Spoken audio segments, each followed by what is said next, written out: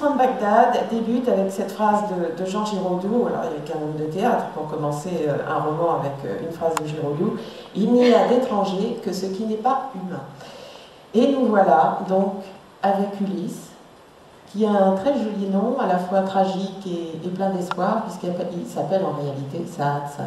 Oui, il commence son récit comme ça. Moi, je m'appelle Saad Saad, ce qui signifie en arabe espoir, espoir, et en anglais triste, triste.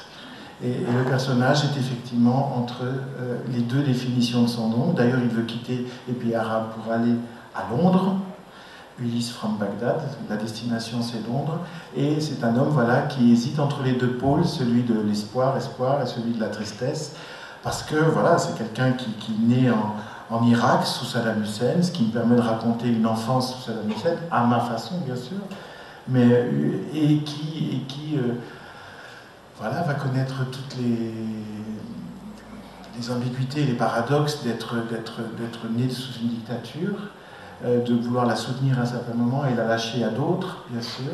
Et puis c'est quelqu'un qui attend l'invasion américaine comme une délivrance, et puis qui va tout d'un coup être surpris par le chaos qui suit cette guerre, et qui va, à la demande de sa mère, comme souvent les gens qui migrent, partir pour gagner de l'argent, pour faire vivre ceux qui ne sont pas morts entre la dictature et la guerre, et le lendemain de la guerre. Je crois qu'il y a une double fonction de l'écrivain. C'est évidemment d'analyser la complexité du réel, et le monde dans son aspect limbératique, que ce soit la passion humaine, le désir charnel, la relation à l'autre, le mystère de l'existence. Bon, l'écrivain doit explorer la réalité telle qu'il est. Mais l'écrivain peut aussi proposer, et donc peut aussi dire ça pourrait être bien ça comme monde.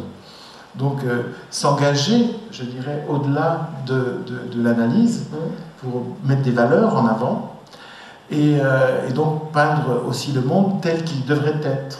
Merci à vous tous et merci Monsieur Schmitt. Merci.